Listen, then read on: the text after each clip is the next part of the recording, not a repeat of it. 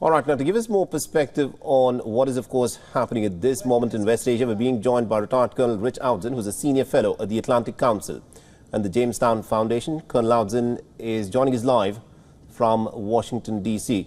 Now, Colonel Outzen, we are looking at what is at this moment unfolding in terms of the threats that have been issued of a potential Iranian reprisal for the attack that took place on the Iranian embassy in Damascus. It is widely suspected that it was the state of Israel that carried out the attack on the Iranian embassy.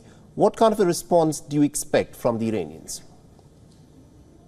Mohammed, it's good to be with you. I do expect that they will try to execute an attack that they can advertise as being proportional, and that means probably a diplomatic facility. I will point out that in the case of the Iranian consulate in Damascus, it was actually being used for a meeting of military leaders, including Islamic Revolutionary Guard Corps generals who were targeted because they are carrying out and planning attacks against Israel. So in a sense, it was a diplomatic facility being used for military purposes. That said, I think the Iranians are probably going to be looking for Israeli facilities elsewhere in the region, countries that have good connections and good relations with Israel. Azerbaijan would be one good example where Iran is close and might be tempted to try to strike at a diplomatic facility there. There are others in the Levant and in the Gulf, countries that have good relations with Israel. So I very much suspect that they will try to do something that looks proportional, but does not trigger the war between Israel and Hezbollah in southern Lebanon that both sides sort of think is coming, but don't appear to be quite ready for just yet.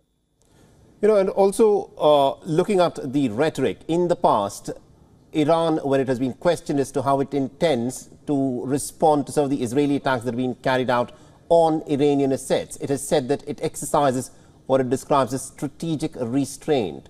Do you expect the Iranians to say something like that again after the temperatures cool down a bit?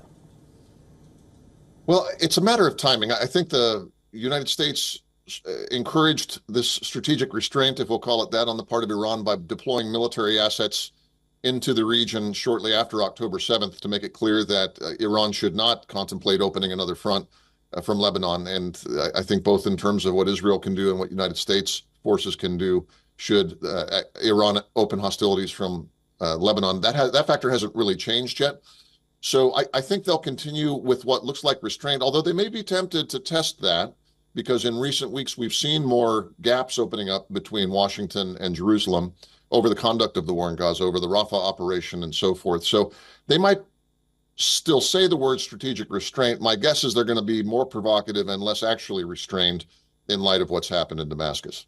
And do you think at this moment, you know, considering everything that is happening with also what you pointed out, the divergence that's being seen between the state of Israel and the United States in the manner in which the Gaza war is being conducted, do you think Iran at this moment would want to be seen as an aggressor where it targets any of the Israeli assets or even perhaps an American asset, or it would choose to strike at something without actually causing any real damage?